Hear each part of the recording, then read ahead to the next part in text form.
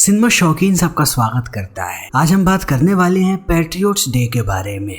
ये कहानी है टॉमी सॉन्डर्स की, जिसने बोस्टन के बॉम्ब ब्लास्ट के गुनहगारों को ढूंढ निकाला था। कहानी की शुरुआत होती है और हमारे सामने बोस्टन का दृश्य आता है और ये समय होता है अप्रैल के महीने का। तभी हम देखते हैं सार्जेंट टॉमी को, जिसे पता लगा है कि एक आतंकवादी एक घर के अंदर छुपा हुआ है। तब वो जाता है उसके अपार्टमेंट के सामने दो और पुलिस वालों को लेकर के। वो जिस आदमी को पकड़ने आए हैं उसका नाम है हेरल्ड। टॉमी बार बार हेरल्ड का नाम चिल्लाता है कि वो बाहर आ जाए, लेकिन हेरल्ड बाहर नहीं आता और अंदर वो अपने हथियारों को तैयार कर रहा होता है। तब टॉमी को ये बात समझ में आ जाती है और वो समझ जाता है कि यहाँ पर गड़बड़ होने वाली है। तब टॉमी दरवाजा तोड़ता है और दरवाजा तोड़ के अकेला अंदर जाता है और बारी बारी से सारे कमरे में देखने लगता है। तभी उसे हेरल्ड नजर आता है, जिसने बिल्कुल भी कपड़े नहीं पहने। तब टॉमी उसे कहता है कि सबसे पहले कपड़े पहन, हम तुम्हें पकड़ के लेकर के जाने वाले हैं। और इतना कहने के बाद वो बाहर के दोनों सिपाहियों को अंदर बुलाता है ताकि वो पूरे घर की तलाशी ले सके। तभी हम देखते हैं पुलिस कमिश्नर को, जिसका नाम है ईड डेविस। डेविस को भी पता है कि टॉमी यहाँ पर क्या करने आया था। तब वो बाकी पुलिस वालों के साथ नीचे आ जाता है और धीरे धीरे करके पहुंचता है तीसरे माले पे। तब वो देखता है टॉमी को और टॉमी बताता है कि मैंने हेरल्ड को पकड़ लिया। ये लोग हेरल्ड को ला करके हॉल में बैठाते हैं और टॉमी उससे पूछताछ करना शुरू करता है। ये लोग बार बार शॉन नाम के आदमी के बारे में पूछते हैं हेरल्ड से। तब इन लोगों को एहसास होता है कि हेरल्ड के सर पे खून लगा हुआ है और ये लोग जब पूछते हैं कि ये खून कैसे लगा, तब वो कहता है कि मेरे सर पे स्मूदी लग गया था, उसी से चोट लगी है। तब ये लोग समझ नहीं पाते, खास करके डेविस। वो बार बार टॉमी को समझाता है कि मुझे लगता है कि इसने किसी का कत्ल किया है, इसके सर पे रॉड से चोट लगी है, ना कि स्मूदी से। तब दोबारा ये लोग हेरल्ड से पूछताछ करते हैं, लेकिन वो बार बार एक ही बात की रट लगा करके रखता है कि उसके सर पे स्मूदी से लगा था। और ये लोग समझ नहीं पाते कि आखिर यहाँ पे चल के आ रहा है। तब टॉमी समझ जाता है कि आदमी सरफिरा है, ये इनका वक्त जाया कर रहा है, इसकी मानसिक हालत ठीक नहीं है, मुझे ऐसे वाहियात केसेस पर काम नहीं करना है। आपको पता होना चाहिए था कि ये आदमी सरफिरा है। हमने यहाँ पर आकर के अपना वक्त जाया किया है, हमने सारे पुलिस वालों को यहाँ पर बुला लिया इस बेकार आदमी के पीछे। तब डेविस इन बातों को सुन करके कहता है कि तुम मुझसे ऐसे बात नहीं कर सकते, तुम्हें इसकी सजा मिलेगी, अब तुम्हारी अगली ड्यूटी होगी मैराथन में। तब टॉमी यहाँ से निकल जाता है। तभी दूसरी तरफ हम जेसिका नाम की एक लड़की को देखते हैं, जो पैट्रिक नाम के लड़के से बात कर रही होती है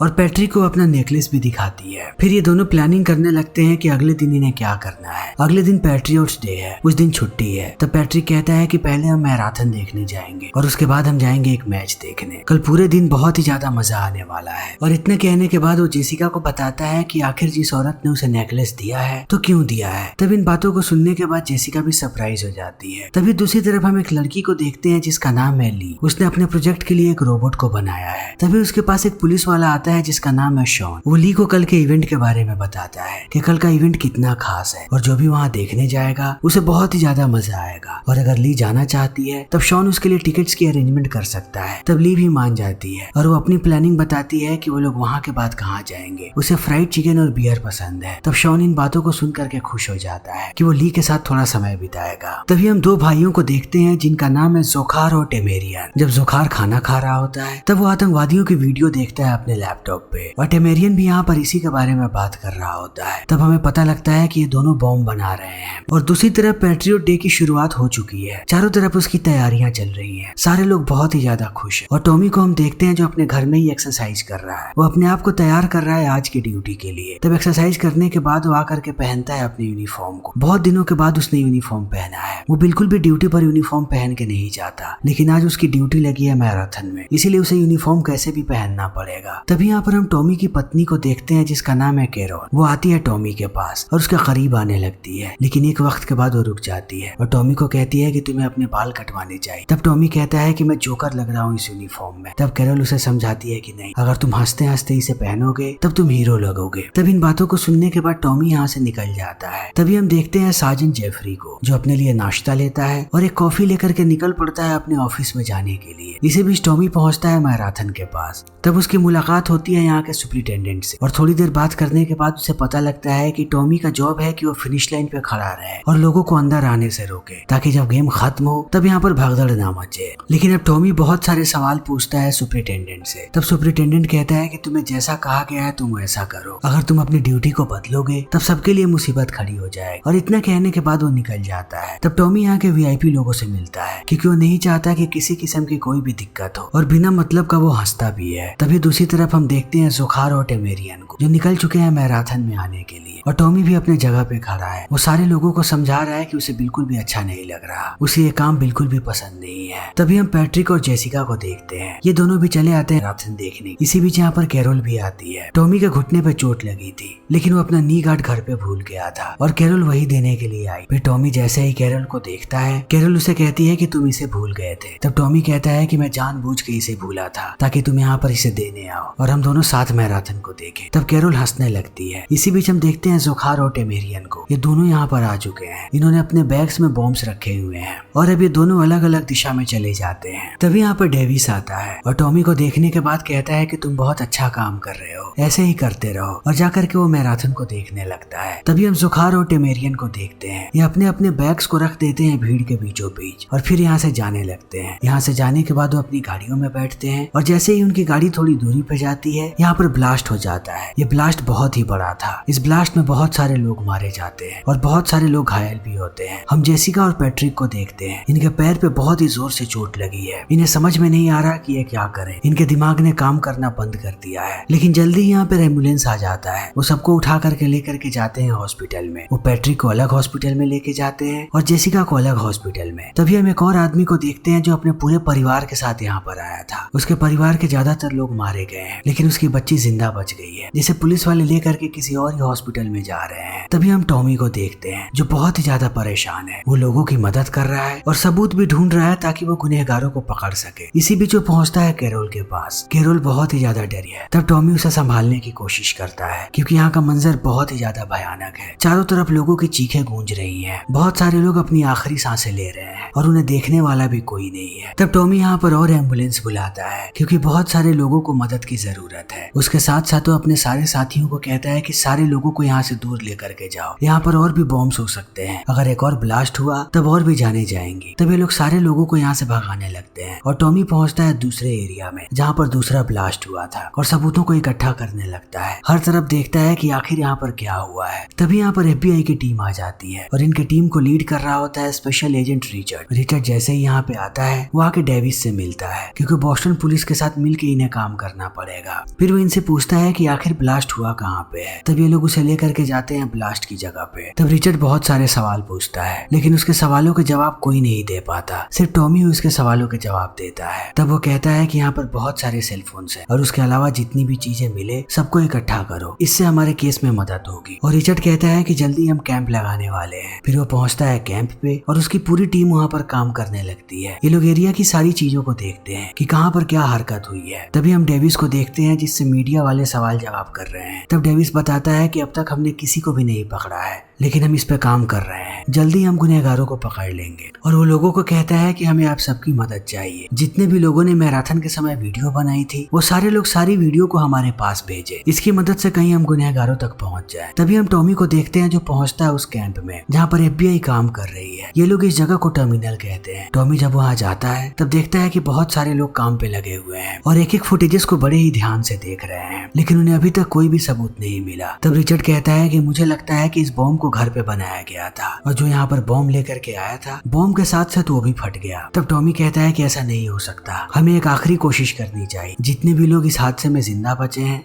और अभी हॉस्पिटल में है, हमें उनके पास जाकर के बात करना चाहिए, कहीं उनकी बातों से हमें कुछ पता लग जाए। तभी यहाँ का एक स्टाफ बुलाता है रिचर्ड को और कहता है कि मुझे वो आदमी मिल गए जो यहाँ पर बैग्स को रख करके भागे थे। उन्हें 2 लोगों की तस्वीरें मिली होती हैं। ये तस्वीरें होती हैं ज़ुखार और टेमेरियन की। रिचर्ड जैसे ही इन तस्वीरों को देखता है, वो सबसे पहले बुलाता है टॉमी को और कहता है कि इन्हीं दोनों लोगों को हमें पकड़ना है, इन्हीं ने बॉम्ब ब्लास्ट किया था। तब टॉमी कहता है कि हमें जल्दी से इनकी फोटोज को रिलीज कर देना चाहिए ताकि लोगों की नजर इन पे चली जाए। तब रिचर्ड कहता है कि हम ऐसा नहीं कर सकते, अभी हमारे पास पुख्ता सबूत नहीं है। अगर हमने ऐसा किया तब हम भी शक के घेरे में आ सकते हैं। अगर इन लोगों ने बॉम्ब ब्लास्ट नहीं किया होगा तब हम बड़ी मुसीबत में फंस सकते हैं। लेकिन टॉमी कहता है कि हमारे पास दूसरा कोई भी रास्ता नहीं है, हम ऐसे इंतजार नहीं कर सकते। अगर इन लोगों ने ब्लास्ट किया है तब ये जल्दी ही देश को छोड़ने की कोशिश करेंगे। लेकिन रिचर्ड इनकी बात नहीं मानता। तब डेविस आता है अगले दिन रिचर्ड के पास और कहता है कि हमें इन तस्वीरों को रिलीज करना पड़ेगा, तभी हम इन्हें पकड़ पाएंगे, क्योंकि हमारे डेटा में इनकी कोई भी जानकारी नहीं है और ये तस्वीरें भी उतनी क्लियर नहीं है। और सच में अगर तुम इस केस को सॉल्व करना चाहते हो तब तुम्हें बोस्टन पुलिस पे भरोसा करना पड़ेगा। इसी बीच इन्हें पता लगता है कि मीडिया वालों ने पहले ही तस्वीरों को लीक कर दिया है। तब इस चीज को देखने के बाद रिचर्ड बहुत ही ज्यादा गुस्सा होता है और कहता है कि मैं नहीं चाहता कि मीडिया वाले इस केस की इन्वेस्टिगेशन करें।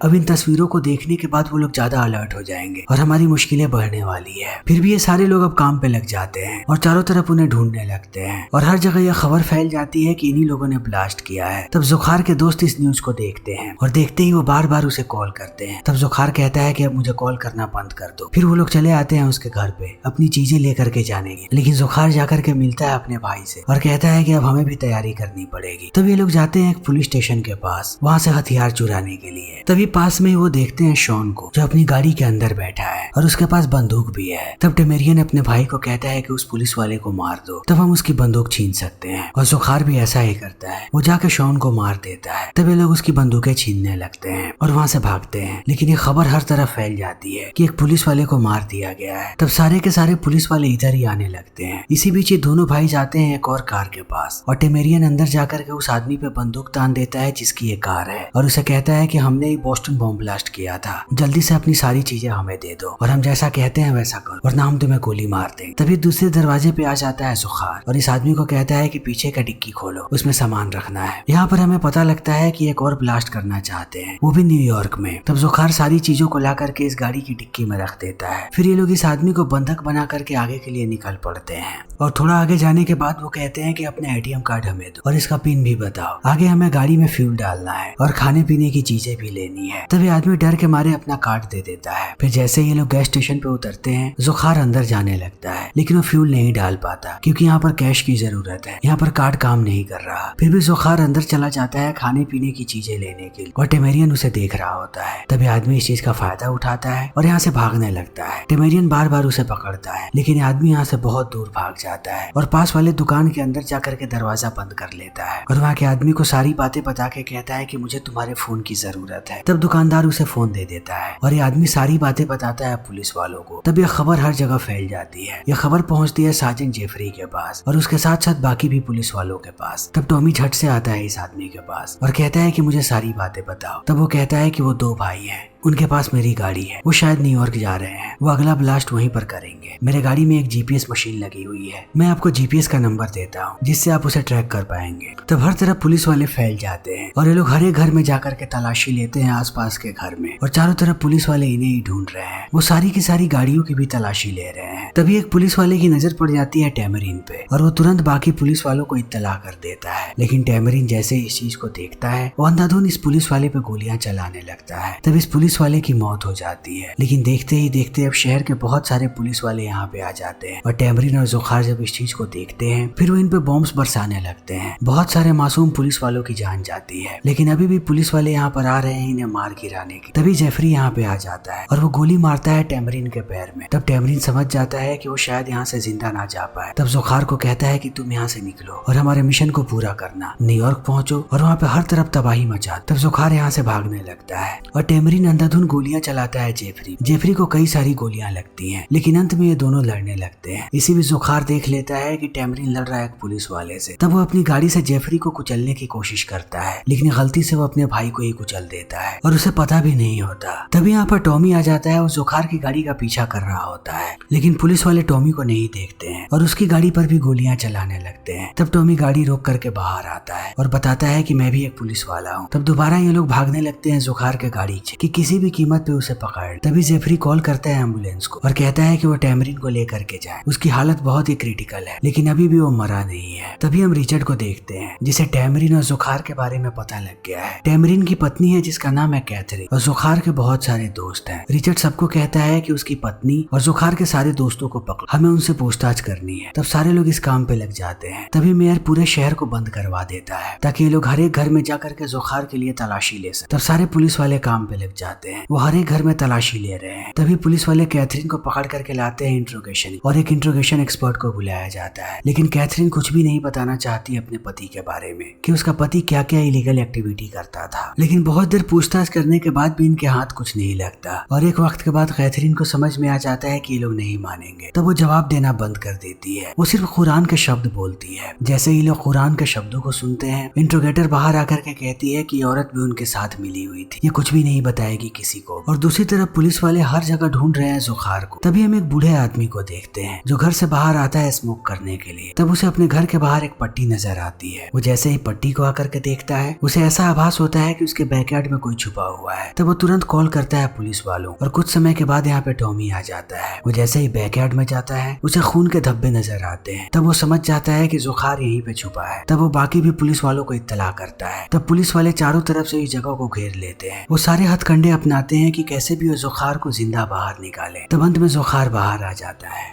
फिर जैसे ही उसकी गिरफ्तारी होती है, पूरे बोस्टन में लोग खुशियां मनाने लगते हैं। सारे लोग बहुत ही ज्यादा खुश हैं कि अब गुनहगार उनके सामने आ गया, और समय ऐसे ही बीतने लगता है। सारे लोग टॉमी की चर्चा करते हैं। फिर टॉमी और बाकी पुलिस वालों को बुलाया जाता है यहाँ के सबसे बड़े गेम में, और यहाँ का जो सबसे स्टार खिलाड़ी है वो सबका शुक्रिया अदा करता है कि बोस्टन पुलिस ने बहुत ही कमाल का काम किया है। तब हमें पता लगता है ज़ुखार के बारे में, जिसपे 30 लोगों का मर्डर चार्ज था, इसीलिए उसे सजाए मौत दी गई। और उसके साथ साथ उसके 3 दोस्तों को भी गिरफ्तार किया गया, और उन पे भी आरोप लगाया गया कि उन लोगों ने उसकी मदद की है और इन्वेस्टिगेशन में बाधा डाला है। और लगातार कैथरीन से पूछताछ किया गया, ये बात पता लगाने के लिए कि उसका कोई इन्वॉल्वमेंट है या फिर नहीं। दोस्तों, ये फिल्म एक सच्ची घटना पर आधारित थी। तो इसी के साथ हमारी आज की ये वीडियो यहीं पे खत्म होती है। अगर आपको हमारी ये वीडियो पसंद आई हो तो इसे लाइक करें, शेयर करें और चैनल को सब्सक्राइब करें। Thank you.